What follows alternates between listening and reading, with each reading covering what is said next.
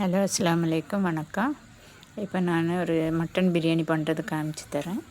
இது ஒரு 300 கிராம்ஸ் இருக்குது மட்டனு.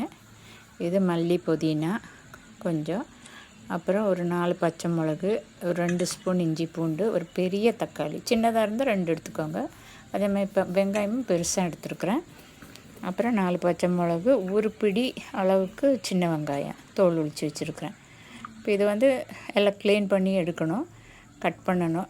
ரொம்ப பெருசாக போட்டால் தான் நல்லது. ஏன்னா ரொம்ப சின்ன துண்டாக போட்டிங்கன்னா வெந்துருச்சுன்னா அப்படியே இதாயிரும். இப்போ சின்ன வெங்காயம் அரைச்சிட்டேன் மிக்சியில் போட்டு. இது தக்காளி எல்லாம் கட் பண்ணியாச்சு. புதினா கொத்தமல்லியும் கட் பண்ணி வச்சுருக்குறேன். கொஞ்சம் பட்டை கிராம்பு எடுத்துருக்குறேன். பட்டை கிராம்பு ஏலக்காய். ஃபஸ்ட்டு ஒரு 2 ஸ்பூனு இது எண்ணெய் ஊற்றிட்டு ஒரு ஸ்பூன் நெய், அது ஸ்பூன் கிடையாது, ஒரு சின்ன குழிக்கரண்டி எடுத்துருக்கேன் நான் அதில். அப்புறம் ஃபஸ்ட்டு பட்டை கிராம்பு ஏலக்காய் போட்ட பிறகு அதே நெய்யும் எண்ணெய் ஊற்றின பிறகு கொஞ்சம் சூடானோன்னு பட்டை கிராம்பு ஏலக்காய் போட்டுருங்க. 3 போட்டுருங்க. எல்லாம் 4 பீஸ் போகுது. நம்ம இத்தினோண்டு தான் செய்கிறோம். 300 கிராம்ஸ் இது தான் போட்டுருக்கோம் மட்டனை. அப்போ பெரிய வெங்காயம் கட் பண்ணின பெரிய வெங்காயத்தை கொஞ்சம் போட்டு நல்லா ஃப்ரை பண்ணிக்கோங்க. கொஞ்சம் அந்த கலர் சேஞ்ச் ஆகணுன்னு அது அந்த இதாகணும். அதுக்கப்புறம் பச்சை மிளகா போட்டுக்கோங்க. அப்புறம் தக்காளி அதையும் போட்டு கொஞ்சம் தக்காளி கொஞ்சம் உடையிற மாதிரி ஆகும் இல்லையா. அதுக்கப்புறம் அந்த அரைச்சி வச்ச இஞ்சி பூண்டு அந்த விழுது இருக்குல்ல, அது அதையும் போட்டுக்கோங்க. அப்புறம் சின்ன வெங்காயம், சின்ன வெங்காயம் அரைச்சது இருக்குது, அதுவும் போடணும். இஞ்சி பூண்டு அரைச்சது எல்லாம் போட்டு நல்லா வதக்கிட்டு அதை கொஞ்சம் நல்லா இதாகணும். அந்த ஆயிலெல்லாம் கிளியர் ஆகணும். அதாவது இது பச்சை ஸ்மெல் போகிற வரைக்கும் கொஞ்சம் நல்லா வதக்கணும். எல்லாம் மெல்ட் ஆகிற மாதிரி, கொஞ்சம் குக்காகிற மாதிரி ஆகட்டும். அதுக்கப்புறம் கொஞ்சம் ஒரு 2 ஸ்பூனு மிளகாத்தூள், அப்புறம் உப்பு. இதில் உப்பு 3 ஸ்பூனு இல்லாட்டி 4 ஸ்பூன் போடணுன்னு நம்ம அரிசியும் போடுறோம், அதனால் இது கறிக்கு அளவாக தான் போட்டுருக்குறப்போ. அப்புறம் அரை டீஸ்பூன் பட்டை கிராம்போட பவுடர், அது போட்ட பிறகு அந்த க்ளீன் பண்ணி வச்ச மட்டன் பீசஸ் இருக்குல்ல, இப்போ நான் பெருசாக தான் போட்டிருக்குறேன், அதை அப்படியே போட்டுருங்க. அப்போ தான் நல்லாயிருக்கும். ரொம்ப குட்டியெல்லாம் பண்ண வேண்டாம்.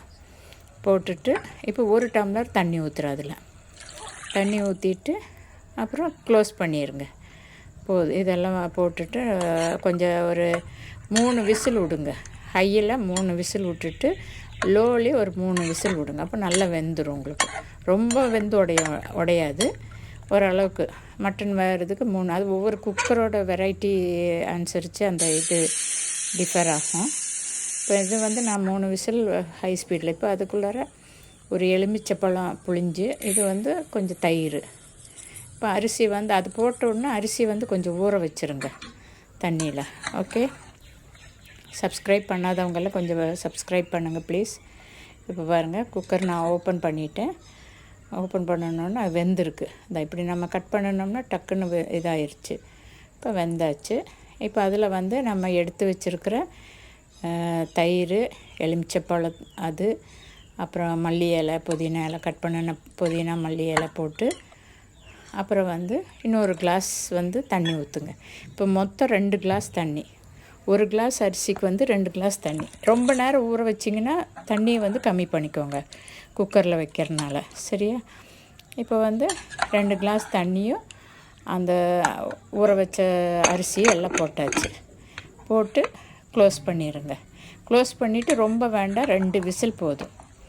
2 விசில் பண்ணிவிட்டு ஸ்லோ பண்ணிடுங்க. கொஞ்சம் நேரம் விட்டுட்டு அப்புறம் ஆஃப் பண்ணி விட்ருங்க. உடனே திறக்க வேண்டாம், கொஞ்சம் நேரம் ஆகட்டும். அப்போ அதுக்குள்ளே அந்த ப்ரெஷர்லேயே அது வெந்துடும் உங்களுக்கு. ஓகே, இது ட்ரை பண்ணி பாருங்கள், நல்லா இருக்குது. பாருங்கள், ஆயிடுச்சு, ரெடி ஆயிடுச்சு. பேச்சுலர்ஸு, நியூலி கப்பல், தனி கொடுத்தனம் போனவங்கெல்லாம் செய்கிறதுக்கு ஈஸியானது. சின்ன குக்கரில் வைக்கலாம், ஈஸியாக இருக்கும். ட்ரை பண்ணி பார்த்துட்டு உங்கள் இது கமெண்ட்